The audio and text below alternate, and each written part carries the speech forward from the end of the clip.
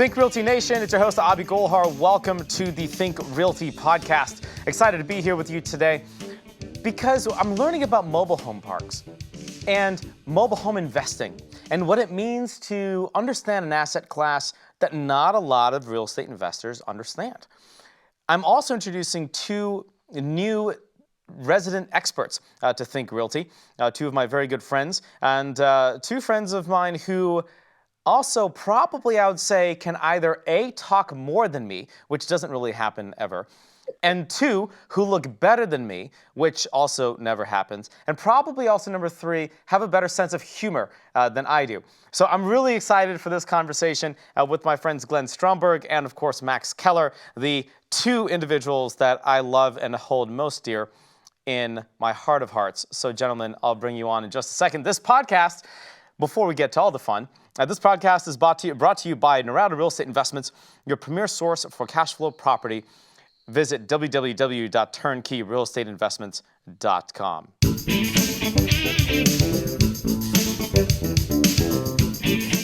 Gentlemen, let's make it a show. Let's make it fun. Let's make it entertaining. Glenn, Max, welcome to the Think Realty podcast. How are you guys? Man, doing great. Great to be with you, Abhi, as always. Great to be with you. Awesome. Welcome, Glenn. Max, how you doing, man? Yeah, doing well. Doing great. We're excited to share this information. It's been life-changing for a lot of people, and we have a surprise at the end. Surprises? So I like to have notes. I don't even know what the surprise is going to be. So I'm excited for the surprise. It's going to be a lot of fun. So first of all, welcome to the Think Realty family officially. The both of you are resident experts with mobile home investing. Tell me a little bit about that, because it's an asset class, it's an investing strategy that many investors don't really understand to the fullest. Like, if I'm just kind of getting started, what do I need to know? Max, you want to start or do you want me? Why don't you start, Glenn? Okay. Yeah, a great question. And you're right. It is one of the most misunderstood asset classes out there. And that's why Max and we always like to say it's the best kept secret in real estate investing. What our business model is, I always start here. There's really two types of mobile home investing. One is mobile home parks, which I've done in the past. They can be very, very lucrative. It can be a great investment, but that's not what we do. We're buying mobile homes on land at the present time in 5 states, and we're doing 10, 15 of them a month. Then they either have a deed of trust or a mortgage on them, depending on the state, and they are real estate. They're real estate that appreciate. And the great thing about it is there's very little competition.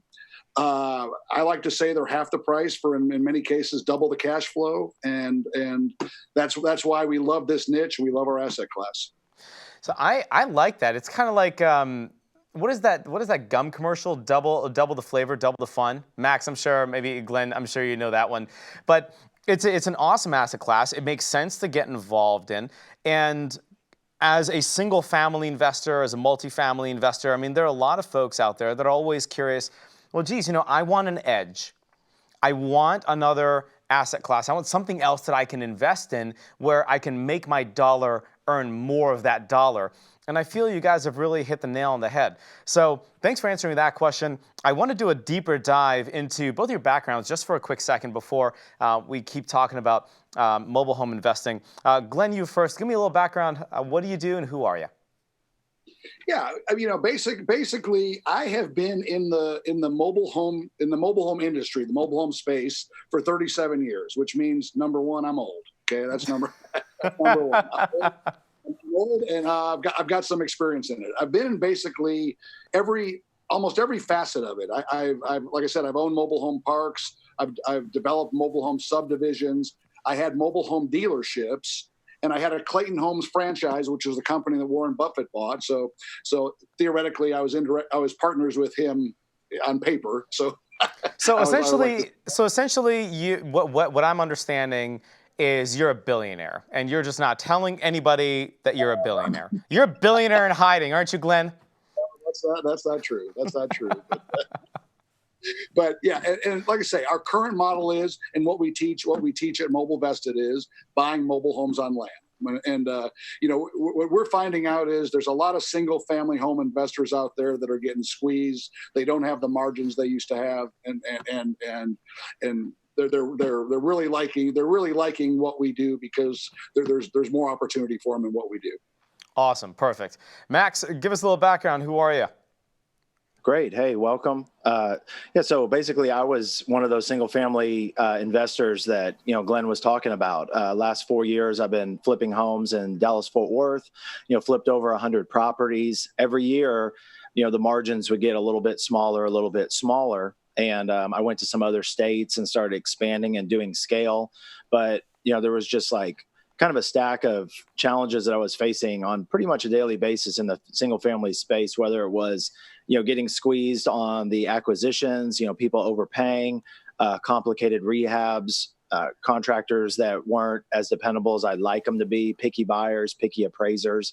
So the list was just on and on. So I met Glenn at one of the masterminds that we're in together about 2-3 years ago, and he was talking about what he does, and I thought it sounded interesting. We live in the same market. So I was spending, 1 year over 100,000 in direct mail, like a lot of people out there trying to get deals, and it was working. But like I said, the margins were getting smaller. And so what I did is I started giving Glenn my mobile home leads, essentially my throwaway leads, like we teach our students with our company now how to do. And I started to send him leads. I started following up on the leads and talking to his acquisitions people. I started figuring out like that these are very lucrative properties. There's a lot of them. And so, I got with Glenn and I said, hey, what? Like, this is so good. Why don't more people do it? Like, why did it take me so long to figure out to do this? And, just most people kind of, they get into one type of asset class. It's usually working when they're, in it. And then as things don't work, they don't change. And so what we're kind of like offering and teaching for the first time that this has ever been offered is a real insight into an operation that does 10 to 15 properties a month, mobile homes on land.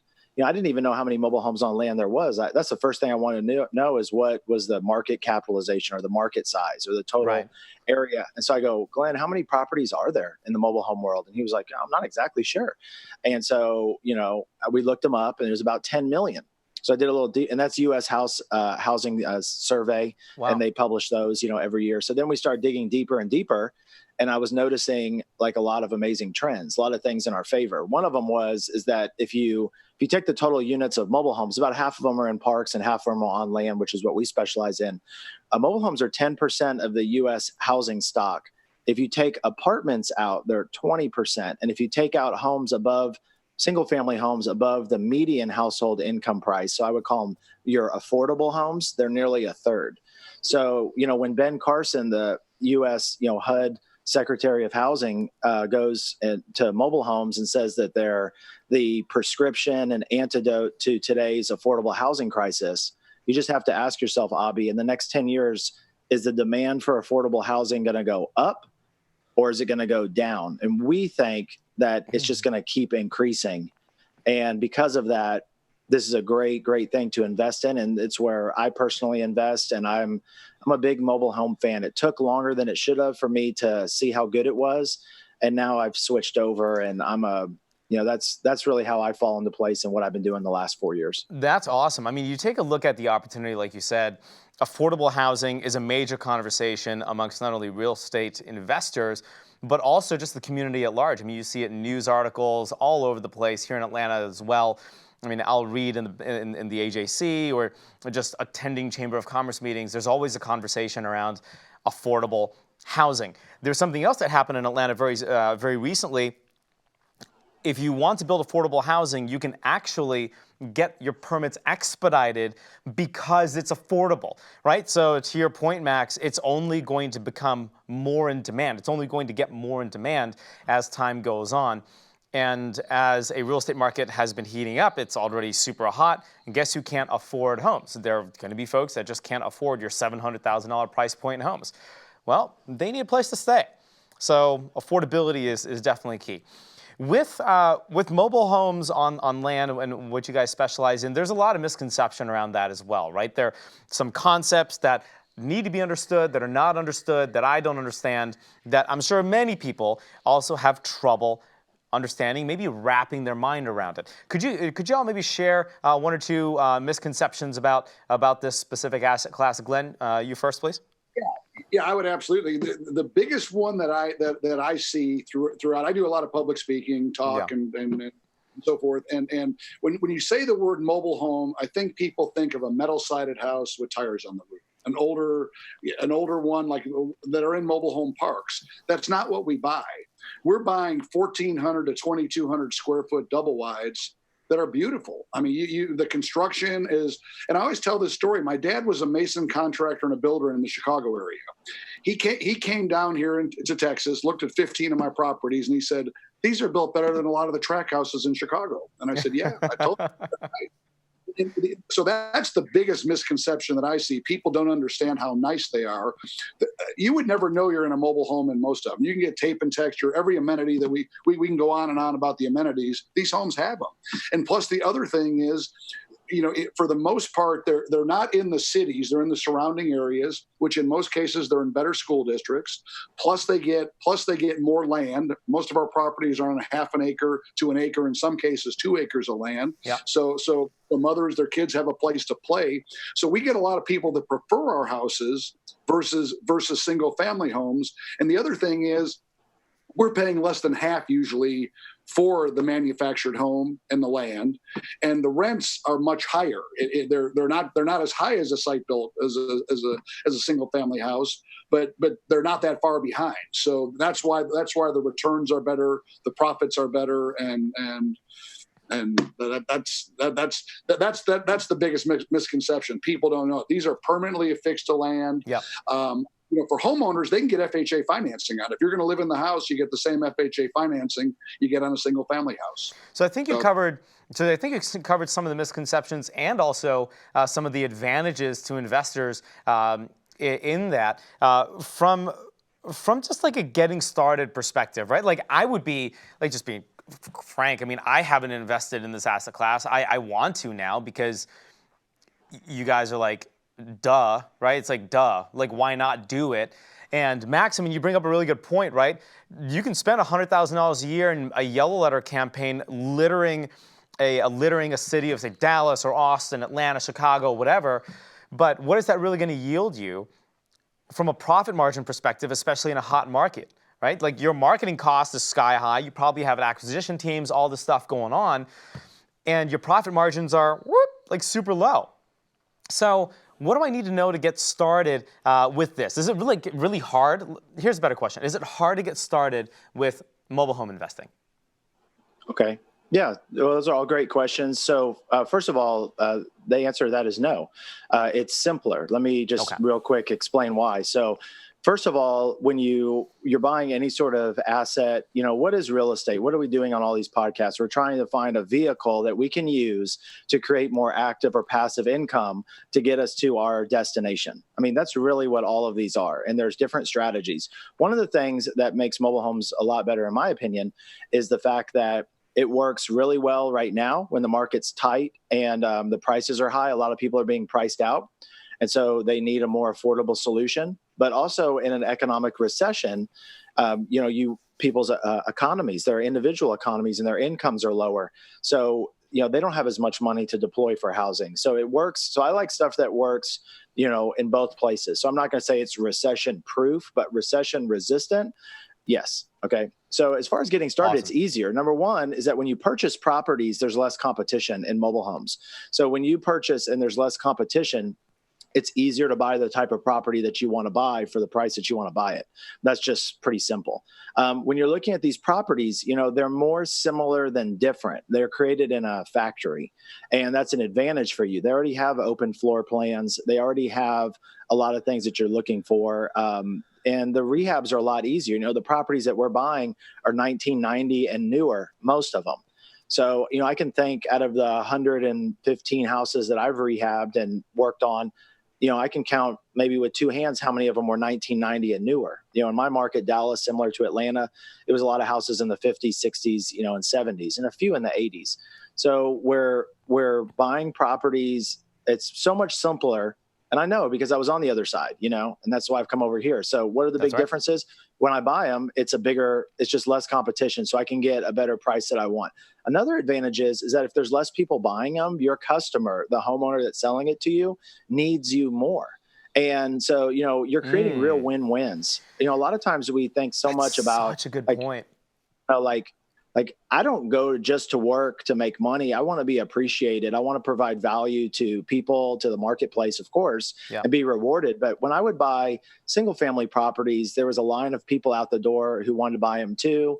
I was not forced, but there was a kind of overpaying for some properties. And so the homeowner won. They got a price that was really probably a little too high. But, I lost. And so it was a win-lose. But with mobile homes, it's a win-win. You go and buy a home. These people really need your help. You're there to provide the service in your local area. So they're happy. You're happy. Then when you go to rehab the properties, it's much simpler rehab. 90% of our mobile home rehabs are done in less than 30 days. And the average is $10,000 to $15,000. So on the single family those side, numbers. Those are great numbers. Couple quick fire questions for you. We got to wrap up. Number one, and Glenn, feel free to jump in as well. I was just kind of taking some notes here on my little handy dandy iPad.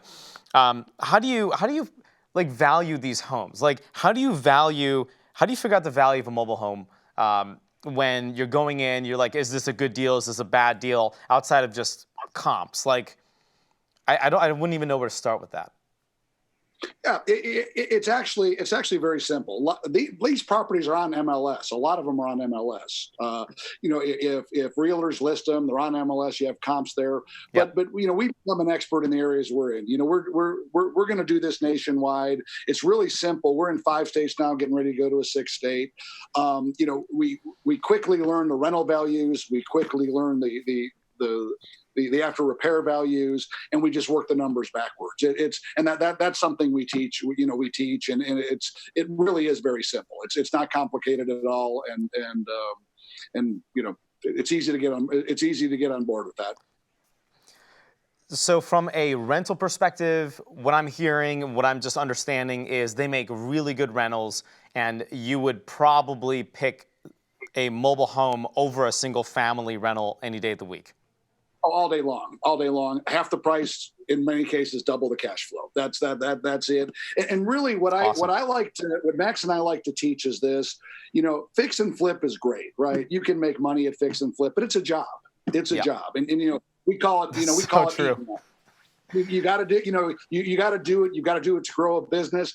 But what I like to do is, what we try to do with our company is fix and flip one, reach, lease one out for long-term wealth. Okay. And that's, like I say, we teach the property management and yes, the numbers are substantially better than single family homes. There's many parts of the country right now, single family homes don't work for rentals at all. They don't work at all. 1,000%. Let's get to your surprise, and then we've got to end the show. I love surprises. I'm a huge fan of surprises. What's the surprise? What's the gift? We have a new book coming out. So first of all, thanks to everybody who watched the podcast or listen. Check us out on our Think Realty videos. We put a lot of time into making those good and educational. It's the first time that this content's ever been taught before. So we're thankful to be part of the Think Realty family. We're creating a book. It should be out in about 4 weeks, and it's going to be on Amazon, for sale, $12.99. But for the first 50 people who just go to our website and just reach out to us, and just say, hey, I'm interested in the book. I saw you on the podcast. Then we're going to give you that book for free. You just tell us where to send it to, and we'll ship it out to your house. So free book for the first 50 people. And it has even more, nuggets of wisdom of how you can get started in this journey. Beautiful. All right. I've learned a lot. I think it's been an incredible amount of information from a mobile home investing perspective. And Think Realty Nation, this is something that you absolutely need to take advantage of. Max, Glenn, how do we get in touch with you? I'll jump in. Glenn, we're going to go to our website, MobileVestEd.com. So the word mobile and then VESTED.com. And so check us out on MobileVested. You can go to our contact page, send us an email at hello@mobilevested.com. And the first, like I said, 50 people who check us out will save your info. And then as soon as our book comes out, we'll get your address and send it to you for free. But check us out. We're also going to be at the Think Realty event, speaking multiple times in Atlanta. So if you haven't gotten your tickets yet, do that. It's a great way to, just invest in your education. And it doesn't have to be for people who live in Atlanta. The first one that I went to when I was starting my single family real estate, career, it was out of town. So check it out. They have a lot of other really good speakers too, so you can learn and then, get to the end of the session and kind of make your decision on what you want to do. Definitely ask questions when you're at Think Realty Atlanta. It's going to be the difference between whether you make it in the business world, in the real estate investing world, and business world, quite frankly, and if you don't. Max, Glenn, thank you so much, gentlemen, for your time. I certainly appreciate it.